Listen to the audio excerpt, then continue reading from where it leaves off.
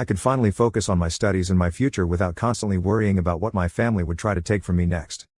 My parents didn't take the fallout well. They flooded my phone with calls and messages, alternating between threats and desperate pleas for me to take down the post and come back home. They even tried to twist the narrative, claiming I'd overreacted and that they were just trying to help Sarah out of a tough situation. But by then, it was too late. Everyone knew the truth. I decided to maintain a strict no-contact stance. I blocked them on all platforms and made sure they couldn't reach me. I also sought legal advice about potentially getting a restraining order if they didn't back off. It wasn't an easy decision, but it was necessary. I couldn't let them drag me down anymore. In the aftermath, a few estranged relatives reached out, offering their help and expressing regret for not getting involved sooner.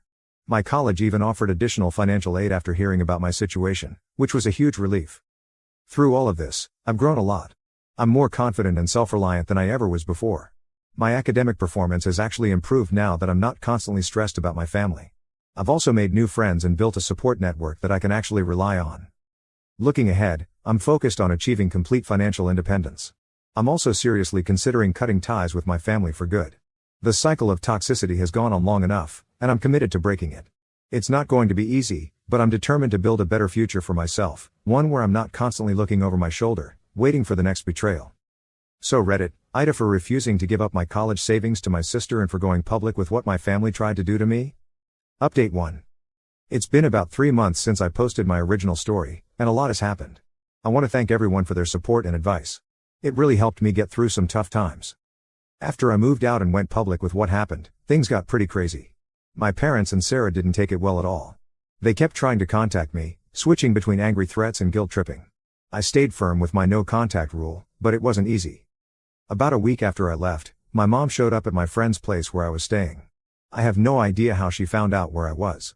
She was crying and begging me to come home, saying they'd made a mistake and wanted to make things right. I almost felt bad for her, but then she started in on how I was tearing the family apart and how Sarah was suffering because of me. That's when I knew nothing had really changed. I told her to leave or I'd call the police. She left, but not before saying I was breaking her heart.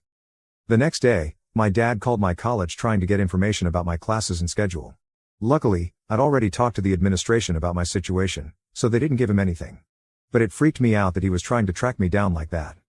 Things escalated when Sarah started showing up at places she knew I frequented, the library, the coffee shop near campus, even outside some of my classes.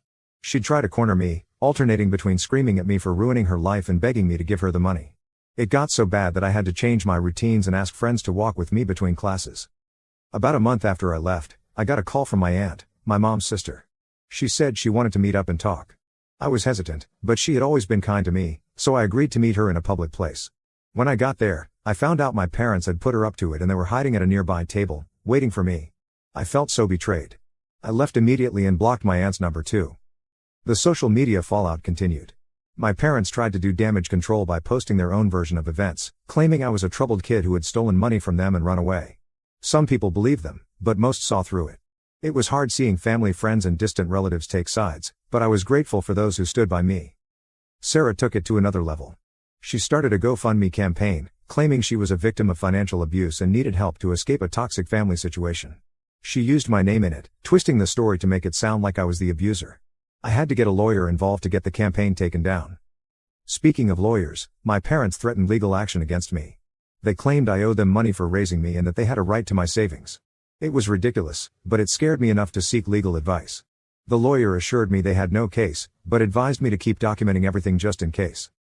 About 2.5 months after I left, I got a surprising email from Jack, Sarah's ex-boyfriend. They'd broken up a few months before all this happened, and I'd always thought he was a decent guy who got sucked into my family's drama. He apologized for not reaching out sooner and said he wanted me to know he supported me. Jack told me some things about Sarah that shocked me. Apparently, she'd been cheating on him throughout their relationship, often with guys who could buy her expensive gifts or take her on trips. He said she was always talking about how she deserved a more luxurious lifestyle and how unfair it was that she had to work for anything. It made me see her behavior in a new light. I also found out from Jack that Sarah had been fired from her last job for stealing. My parents had covered it up, paying back what she took to keep the company from pressing charges. I was furious that they'd done that while expecting me to give up my hard-earned savings. About 3 months after I left, I got a call from a number I didn't recognize.